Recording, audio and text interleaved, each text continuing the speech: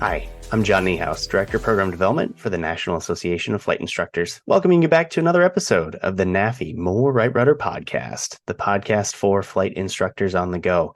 And today I'm excited to talk about an event that we've been working all year on, even into late last year, and we'll talk a little bit about that shortly. But we've got the NAFI Summit coming up, and I have a special guest who's been intimately involved in the planning process of it, and that guest is NAFI President Paul Breidecker. Paul, welcome. Hey, thanks so much, John. And you're right. This is a big event for us. It's a team effort. There's a lot of things going on behind the scenes, but we're really excited to bring this to the flight instructor community, and we're looking for a successful event. Absolutely. Yeah, we're excited. I think the community's excited. We're seeing registrations every day. And so this is just something that I think is going to be a great way for flight instructors to connect, network, and hopefully learn something. Before we get too far into the details, I want to make sure that we get out in the beginning, and we'll say this probably multiple times, but the NAFI Summit is going to be hosted in Lakeland, Florida, and it's going to be October 24th through 26th. And of course, we'll get into the details a little bit later. But if you aren't familiar with the event and you want to sign up or even just learn more, you can go to the NAFISummit2023.org website, NAFISummit2023.org. So, Paul, where I thought we could start, where did this come from? NAFI's not really known for hosting big events. So where did the NAFI Summit come from? When did we start planning this? Give me the details on how this all came to be. John, it's a good question. And we certainly spent quite a bit of time at the board of directors level talking about this. A lot of it kind of came out of COVID, actually. We all know that we've had to live through, a difficult time where we're doing so much of our work remotely.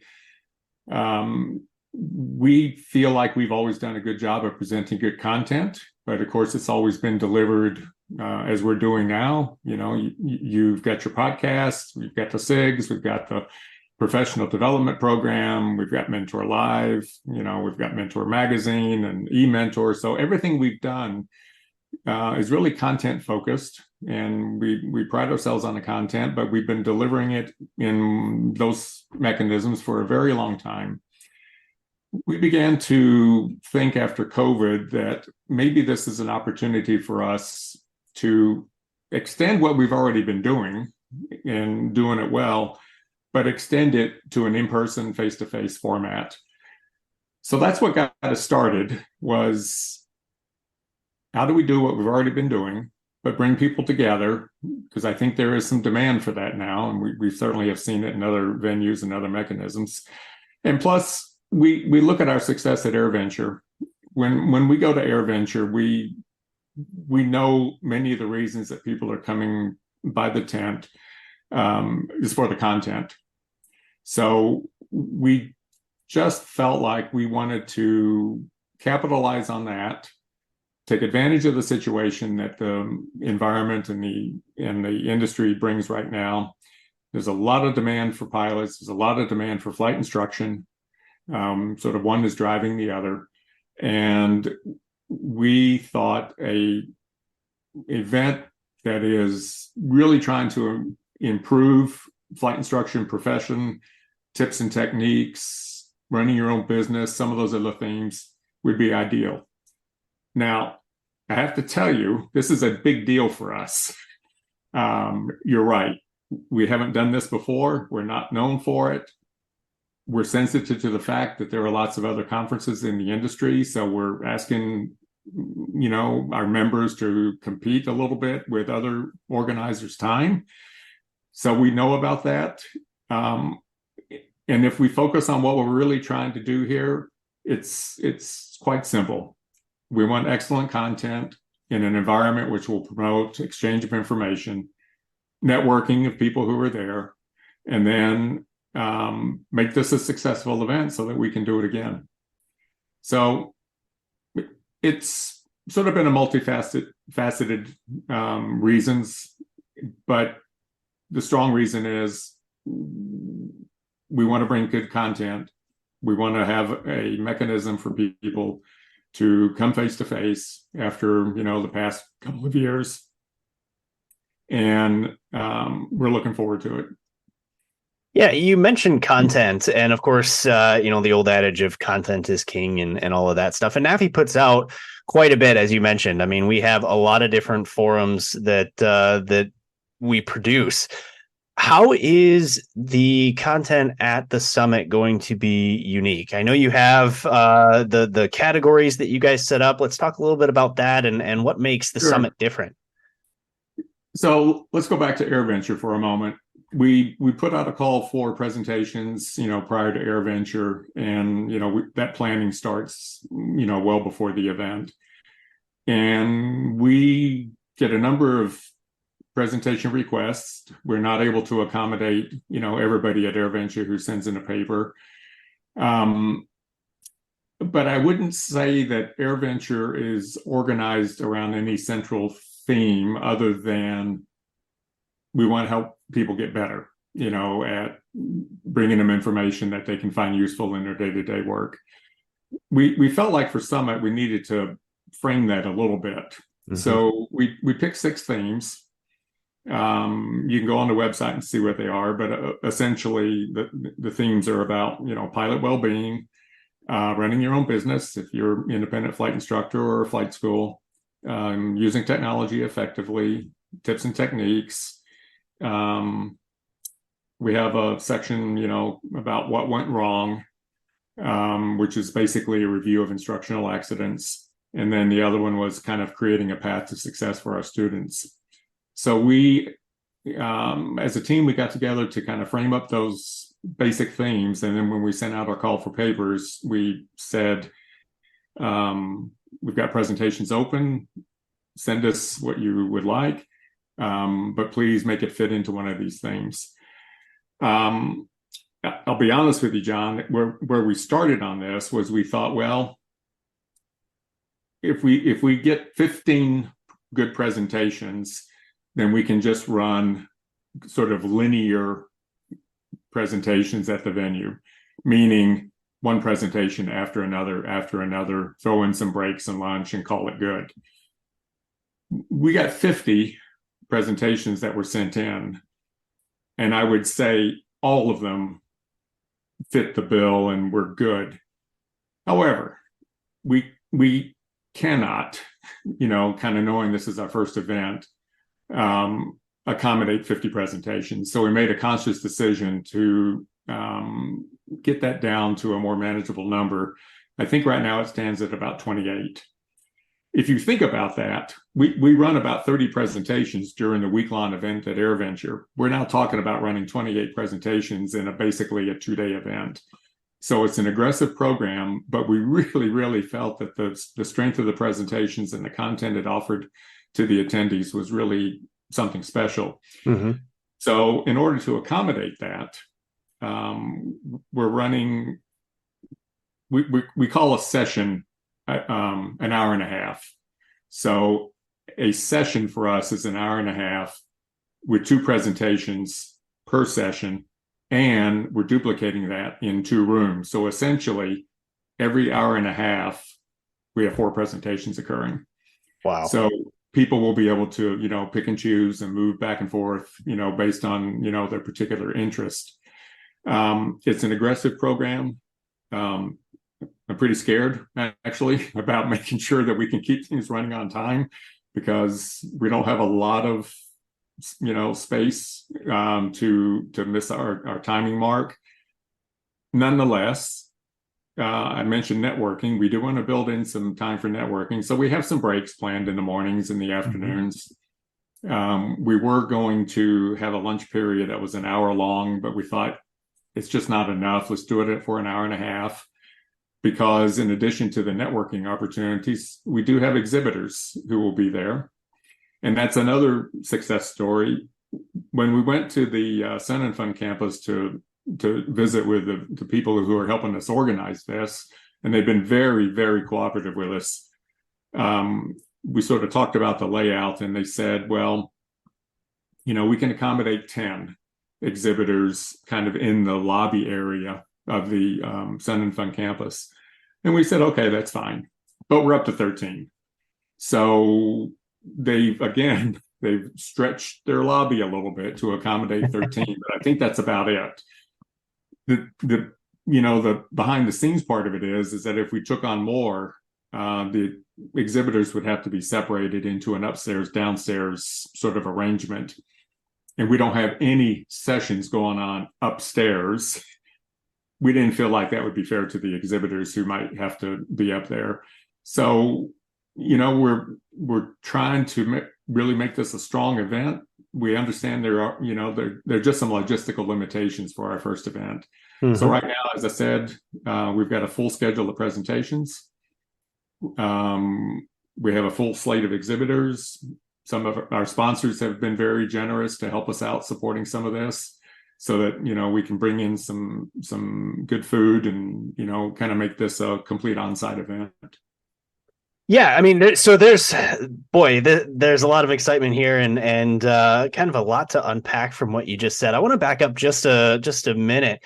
50 presentations. That's first and foremost, that's incredible. And speaking on behalf of NAFI, and I'm sure you would as well, thank you to everyone that submitted their information to that. I mean, I'm sure that everybody worked super hard, and from what I've seen on my end as, kind of producing content for the professional development program and the podcast, I mean, the members that submit for these things, they work really hard, and generally speaking, it's great content. So I'm sure it was a difficult choice for you guys to determine who was presenting for the first year. A couple of people made it easy for us, because they 2 or 3 that I can think of actually submitted 4 presentations. Oh, wow. So I had a dozen coming out of 3 individuals. Again, they were all great presentations, but to be fair to everybody else, we said, 1, possibly 2, is going to be the limit. Yeah. So some of those choices were easy. Others, it was a hard choice, of course, because many of the people who we've had experience with at AirVenture submitted, and some of those are accepted. Some of them we said no. We put them on a waiting list, but nobody has pulled out to say, we're not doing this, so the waiting list is there. But I think what will happen is the waiting list will become the presenters for next year.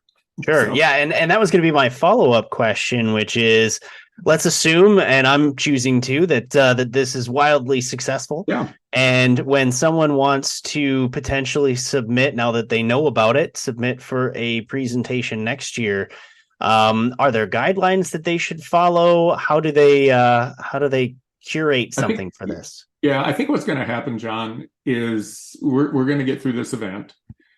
We're going to, take a breath and kind of see what worked well and what didn't. I mean, there's always going to be room to improve on this, because there's so many little details, that are going on behind the scenes, some of which we don't even know about yet, I'm sure. Mm-hmm. That's why I stay a little bit scared, about this, but it's honestly, it's a pretty heavy lift for us. So, we have our own dedicated website, which you've talked about, NAFISummit2023.org. And that really has helped to, be a place to package all of this in terms of the presentations, the abstracts, the biographies, the photos, the topics, and all of this, all the registration stuff. So all of this is nicely packaged at the website, and that site will continue. Mm-hmm. So once we kind of fold up 2023, we're going to start putting in plans for 2024, and at some point kind of go through that same process about if you want to present, or if you've already submitted a presentation, then we've already got something there. Basically, I don't think our themes will change much. I mean, it's possible that we might alter a theme, kind of maybe based on technology or something going on in the industry. But the core themes, I think, will probably stay the same. Like I said, plus or minus a couple of things. And The way we do it is when we put out a call for papers or presentations, we're just simply asking for like a 200, 250 word abstract. And then, we do a review and then go from there. And I think that process will pick up kind of after we, catch our breath, but early November. So, Right. No rest for the weary, though. yeah, it's it's what you don't know the first time that, is probably going to get you. But we have actually talked to some conference organizers who have, actually done this before and kind of have gone through our program and, all the stuff on behind the scenes. Mm-hmm. And just point blank asked them, is there anything we've missed? And for the, the two individuals that we've talked with, basically, they give us a thumbs up and, good luck and let us know how it goes. So the next piece to what you formally said that I thought would be an interesting highlight. I mean, so we know it's a 2-day summit, 24th, well, 24, yeah, 25, 26. Let me add some precision to that. So it starts on the evening of the 24th with the reception. So it's going to be in the evening. It's a cash bar, hors d'oeuvres, things like that. But the hours before that, for those people who are exhibiting and want to bring in, their displays and tables and things like that, from about 9 o'clock until 4:30 in the afternoon, the exhibitors can come in and set up. This is fairly simple. This is not a large, conference floor where there's multiple exhibits. Like I said, we have 13 at the moment. I think that's the way it's going to stay. And once you're in the lobby area, if you look left and you look center and you look right, you will have seen all the exhibits. Nonetheless, they still need to, set up and get plugged in and, get everything kind of going for them. Mm-hmm. So we'll also have somebody on site, for registration. You obviously know that we're doing online registrations, is the preferred way. If people come in to register on site, it's fine. We'll accommodate that. And plus, they'll pick up their their badges and things like that. They can come in the afternoon if they happen to be on site. We'll have a bit of a reception. And then again, the reception will continue on to Wednesday morning, get everybody signed up. And then it'll start with a keynote address from two individuals from the FAA. They're actually in the General Aviation and Commercial Division. So their role is kind of monitoring general aviation, flight instruction, certification, all those things. So they'll be talking about the agency priorities, especially as it relates to our audience. And then we're pleased to have Richard McSpadden from AOPA and Bruce Landsberg currently from NTSB. He was formerly at AOPA. They will be making some presentations, and that will bring us up to lunch. Like I said, it's an hour and a half lunch. And then following that, we'll kind of break into our 2 rooms and get on with the bulk of the presentations through the end of the day. That evening, we're very happy to have dinner sponsored by Lightspeed, but our featured dinner speakers will be John and Martha King. And everybody has seen a presentation by John and Martha King at one time or another. They're going to focus a little bit on kind of their business and how they got started. I mean, they recently wrote a book called Lift, which was about how they kind of started out in, years ago. So they're going to talk a little bit about that and also about the professionalism of being a flight instructor. So it'll be a busy first day. Actually, first real day. The previous day is kind of a get together, network and reception sort of a thing. And then on the 26th, which will be Thursday, it just picks up and we continue on. The other thing that we baked into the program, John, we have 2 panels. At the end of the first day, before dinner, we have a DPE panel. So it's sort of the time for the DPEs to make presentations about what they're seeing in the industry right now and to have the audience ask questions. How do I prepare for my check ride? What am I missing? What do I need to do? Just whatever questions they may have. So we have a nice DPE panel set up, which will be an hour long. At the end of the second day, which will be the last closing panel, it's a panel about running your own business. maybe you have your own business now and you want some tips. Maybe you're thinking about it and you need some tips, but it'll be kind of a closeout session about running your own business. Hmm. We'll have a few Cool. closing comments, and that'll be the conference. Well, and never miss an opportunity to meet the Kings, Of because course. whoever said don't meet your heroes didn't meet John and Martha King, because they are John, every bit as genuine and I was just going amazing. to say that I've seen them in a variety of settings, and they are so gracious with their time, pictures and handshakes, and and they're so appreciative of people in aviation. Um, you know, Many people have looked to them to help with their flight instruction, but John and Martha will just tell you that they're honored to be a part of it. So, what you see with them is what you get in real life. So Absolutely. they're nice folks. Yeah.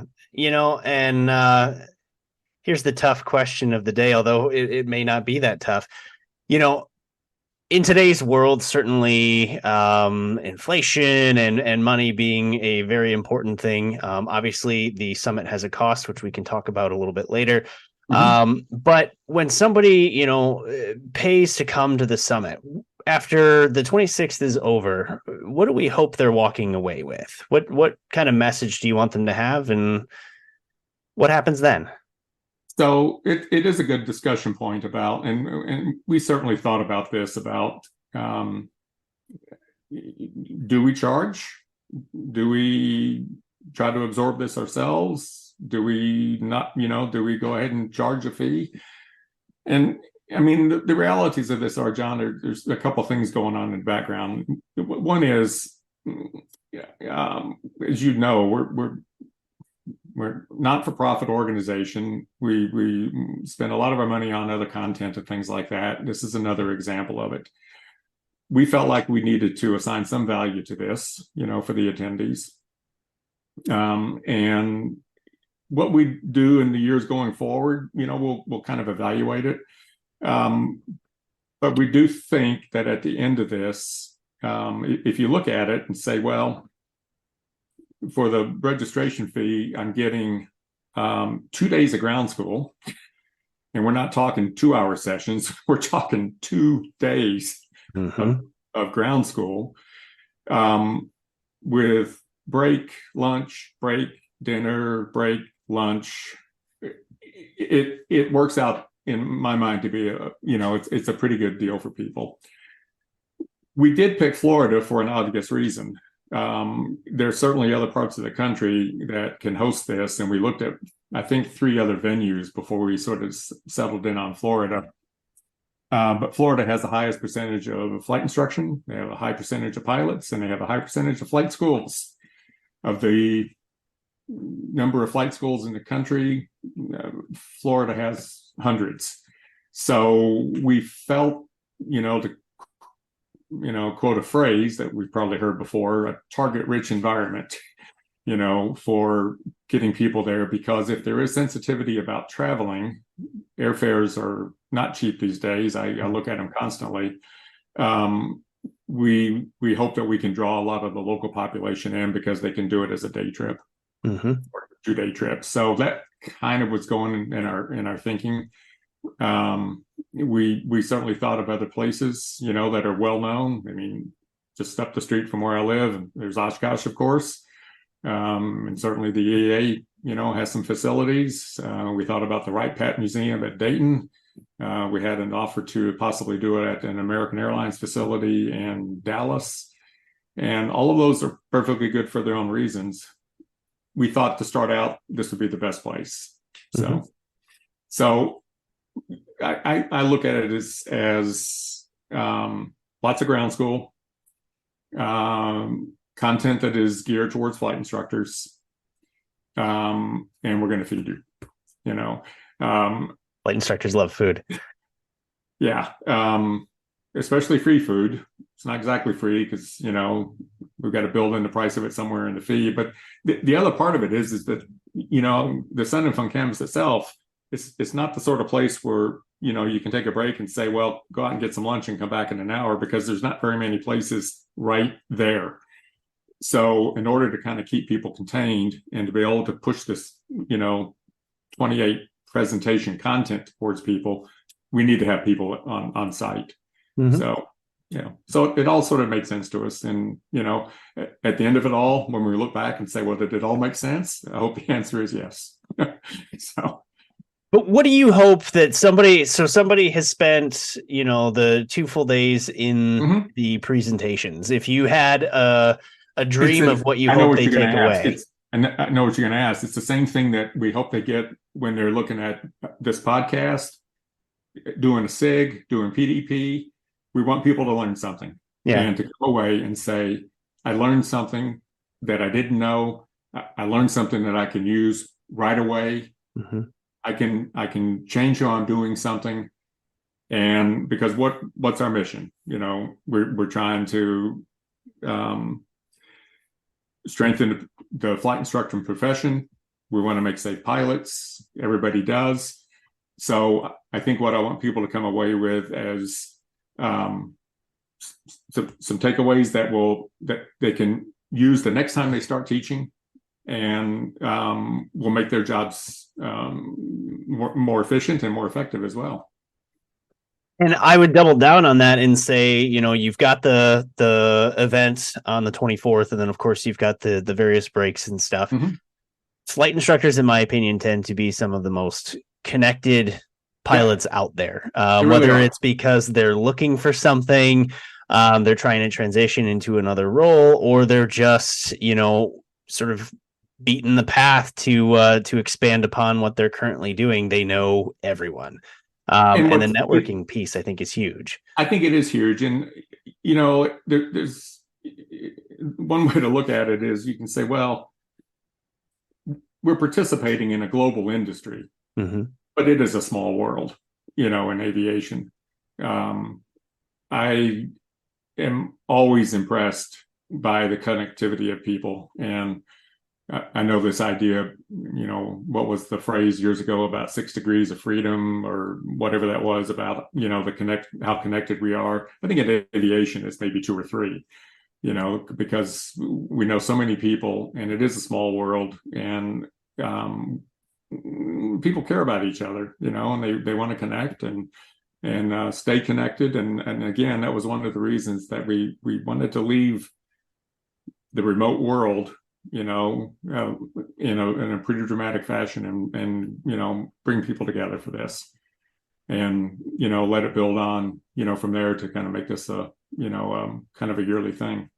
Yeah. So, to kind of sum all of that up, obviously there's the learning aspect, and that's really what we're leaning into. But if you want to learn something, come to Summit. If you want to sort of expand upon your own circles, network a bit, find a new opportunity, be better at the opportunity that you currently have, all of these things are possibilities at the Summit. They are. And, our exhibitors are making, an investment to come, because they believe in it. I just had a note from an exhibitor just over the weekend as I was kind of going through some emails. And the comment was, we so believe in the 6 themes that you're, promoting for flight instruction, that, we're happy to be there. And they've said that they'd be happy to help promote this across, their business model as well. So content does matter, but it's got to be good. And we think we've hit the mark on that. When you think about all the work that has to go into presenting, a presentation, I mean, basically each presentation is 45 minutes, but in reality, it's going to be more like 30 or 35, and then a little bit of time for questions. But just the work, it takes to put that kind of a presentation together, multiply that out by everybody that's here, and it's a significant effort. But people are passionate about what they do, and flight instructors, we all have our stories, right, John? I mean, everybody has their stories, everybody has their experience, and there is a element of what we do that is about sharing. Some of it is, sharing, tips and techniques and best practices, And others, it's sharing things, that, gee, I learned something from that because it didn't go well the first time. I Hmm. mean, there's always room for lessons. I think everything that we do in aviation has an opportunity for, learning something. And I think that that's an important point. I've said on many occasions, jokingly, of course, that flight instruction is kind of like the Rodney Dangerfield of Hmm. aviation. It's in a lot of cases we just don't get the respect that we should, and of course, every pilot ever outside of maybe Wilbur and Orville have had flight instructors. And professional pilots go back to flight instructors between every 6 months to every year. So without the That's right. instructional industry, none of this would work. And so I think that an event like this is also important in the standpoint that it's kind of a good sort of pride moment for flight instructors to get together and get excited about how important their profession is. And I think that that excitement can eventually permeate the rest of the industry. And so maybe we can use this as a way to sort of make that kind of industry change. Well, I mean, Exciting. just think about it, John. The multiplicative effect of a flight instructor's teaching is Mm-hmm. exceptional, especially in this industry where we are right now. I mean, I've often told people that this is an industry which seems to operate in two modes. It's either in full reverse or it's in max thrust. And right now, we seem to be in max thrust. There's so many opportunities, and not just for pilots. I mean, there's opportunities for everybody involved in aviation: avionics technicians, mechanics, dispatchers, flight attendants, cabin crew, pilots, instructors. But what the flight instructor's role is, if you think about it, they're out not only teaching other pilots, but flight instructors are also teaching other flight instructors to be Mm-hmm. flight instructors. And how they do that job really is a big link in the safety chain. And if we can find a way to spread the word, communicate something that's helpful to people, make something better, then that effect will also be multiplied many times over with the way the industry is right now. Mm-hmm. And it So goes with another one of NAFI's core values, which is raising the standing of professional flight instructors. absolutely, yeah. So, I mean, we've all got our start, in various different ways. And when I first took my very first lesson, I had the foundation of a good instructor, and have always remembered that. And then I wanted to go on and be an instructor myself, and became a small or became, didn't become a small instructor. I became an instructor at a small airport, about 8 miles west of here. And some of those experiences that I learned there, I'm still remembering 30 and 35 years later. mhm. And from time to time I'll run into somebody that I'd worked with a long time ago, and they always remember their first instructor, or somebody that had an impact. So we have the opportunity to do so much for the industry. And NAFI's just John, I mean, we're a small group, but we're just trying to do big things, and this is one of them. I like that small group trying to do big things. So, Yeah. Paul, as we wind this down, I'd be remiss if we didn't talk about the various sponsors and exhibitors. And I'm just going to read off the list here. Yeah, go for it. Certainly, you already mentioned Lightspeed. Lightspeed is our dinner sponsor. This is one of the larger sponsorships that we have, and of course, we thank all of our sponsors and exhibitors, but especially Lightspeed for really kind of helping us out with that and representing themselves at the event, and so that's pretty exciting. Other sponsors include pilotsafety.org. That's Gary Reeves's company. Yes. Longtime friends of NAFI, of Emco Insurance Company. We've got Flight Training Finance, Gleim Aviation, M0A, Ortega Aviation Services. Kirby Ortega, the founder of Ortega Aviation Services, is actually an inductee to the Flight Instructor Hall of Fame, which is cool. Oh, that's cool. Longtime friend of NAFI, Sporty's Pilot Shop. Their founder's also a inductee to the Flight Instructor Hall of Fame. Stratus Financial, aeronautical proficiency training, which the gentleman who runs that is the same individual, John Typin, who helps us with Mentor Live. So he's a longtime friend of NAFI. We also have the Balloon Training Academy, and we actually partner with them for what we call our elite balloon instructor, which is similar to the master instructor program, but for balloonists. And of course, their founder or co-founder is one of our board members, Adam McGee. Let's see, a couple of these are listed twice. So those are all of our sponsors. And then the list of exhibitors, these are the ones that you talked about that will actually be in the sort of convention hall during the breaks. And I think you said during lunch as well, so that people can meet with them. And this includes Aerox, AOPA, Assured Partners Aerospace, Avemco, Flight Training Finance, King Schools, Ortega Aviation Services, Right Rudder Marketing, Sporties, and Stratus Financial. Now, these may change. Of course, we've got another month and change, and so it's always possible that more may sign up. But yeah, we thank both of the sponsors and the exhibitors for being there. And if you do come to the event, don't be afraid to walk up to any of these companies and chat with them. We know the majority of these personally for various other things we've worked with. And of course, everyone in aviation tends to be very open and willing to chat. And so just feel free, say hi. We want you to communicate with them. And talking with the exhibitors is also another form of networking. So don't forget that. Well, I think, one way to look at it is, we talk about, how we fly or, what the mechanism is. And, we talk about, single pilot. You're never really a single pilot because you need a mechanic, you need the fueler, you need somebody to, take care of your airplane.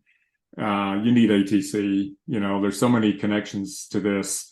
And that's kind of about how I feel about Summit. This is a team effort. I've got excellent people, working, with and for NAFI, to help us pull this off. Our sponsors and exhibitors, and of course our presenters, because without the content, we wouldn't be doing this. So absolutely, it's always a team effort. Yeah, and I think we'd be remiss if we didn't mention, as we again close this out, one of the, and you may know even more, but one of the volunteers that we have helping us with this event is a lady by the name of Samantha Boyer, and I believe she's really put in a lot of work for us. You're not kidding. Samantha's associate professor at Embry-Riddle University, and of course in aviation. She jumped in months and months ago and said, "Hey, I'll help you out. I'm into project management. I'm right here at Embry-Riddle. I know the folks at Sun and Fun," and we said, "Perfect." And she has been an outstanding contribution, to helping us pull this off, because, like I said, there's a lot of details. And Samantha has the ability to run meetings on time, keep us all organized. We got spreadsheets everywhere, about this, and Samantha's been a key element of that. And she's also volunteered to be the one that we can send stuff to.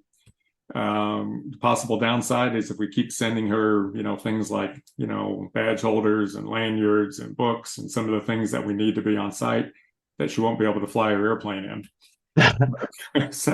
But it sounds like she as well as a few others will be actually flying in to the Lakeland Airport, and we've got arrangements for that.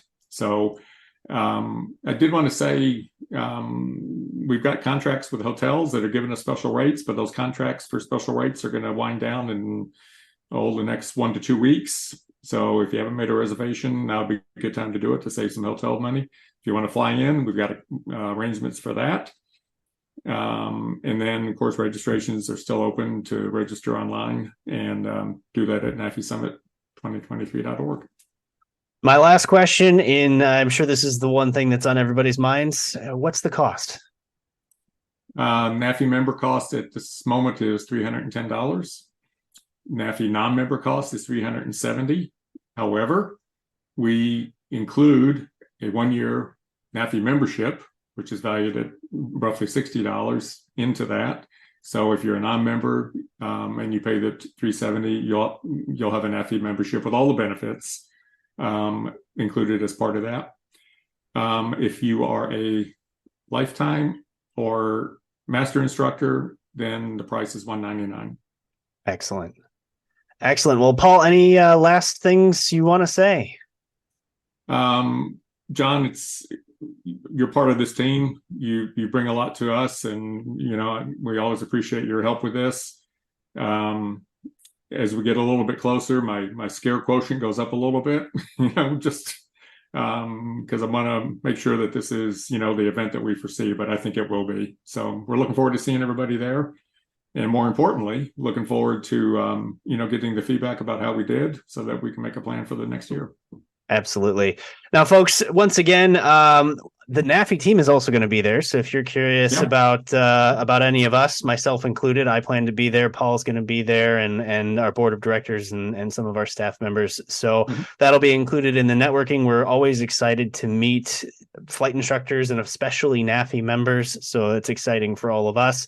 And just to kind of play with what Paul already said, if it's 3 degrees a separation from aviation, the old game is 6 degrees from Kevin Bacon. Well, we can all play 3 degrees from John and Martha King. So enjoy that. But October 24th through 26th, Lakeland, Florida, NAFI Summit 2023.org. And if you have any questions at all, feel free to contact NAFI directly. And our website is nafinet.org. Well, thank you all for joining us. Paul, thank you for coming in today. Hey, a pleasure. And we'll do it again.